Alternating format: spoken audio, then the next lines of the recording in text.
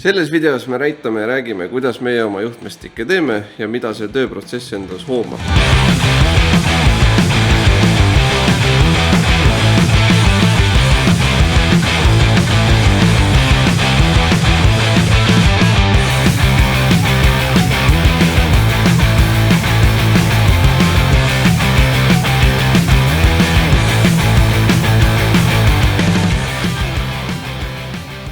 Juhtmestiku koostamise esimene etapp on tegelikult autoomanikuga suhtlemine, ehk siis meil on vaja teada, mis tingimustes see auto sõidab, mis võistlustel, mis on need vajadused, mis on vaja täita, mida peavad erinevad seadmed tegema, mis seadmed üldse kasutusse lähevad, mis on eelarve nende ja saame omalt poolt teha mingid ettepanek, mida kasutada, mida mitte. Kui meil on seadmed paigas ja visioon olemas, milline see auto on ja mida ta tegema peab, siis me saame hakata joonistama arvutis reaalset skeemi. Ehk siis joonistame välja elektriskeemi, teeme kõik pinnaudid igale pistikule, mis pistikud meil vaja läheb, saame selle koguse teada. Ja kui meil on ka skeem valmis, siis me saame hakata vaatama auto peal reaalset paigutust. Saame võtta reaalsed mõõdud ja mõõtude järgi saame siis hakata ka laua peal juhtmestikku koostama.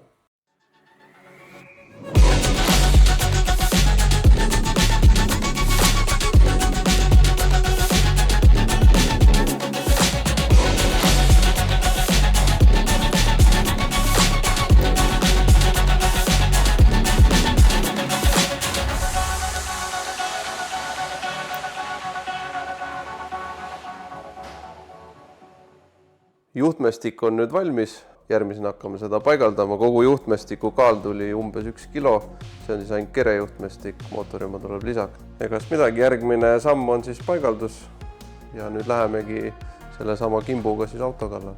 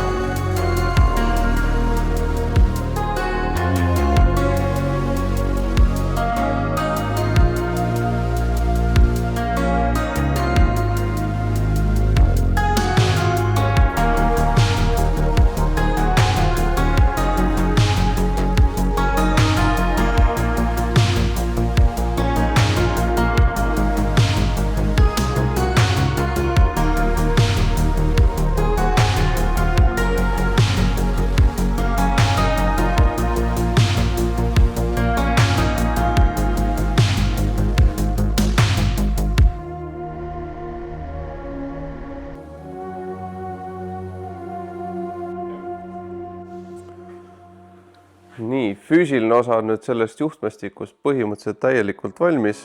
Järgmisena hakkab meil siis arvuti taga see seadistamise osa. Meil on vaja ära seadistada BMU, dash ja aju. Omavahel need kõik suhtlema panna, andurid ilusti infot jagama ja ühesõnaga nüüd hakkab see natuke lõbusam pool, ehk siis läheme arvuti taha.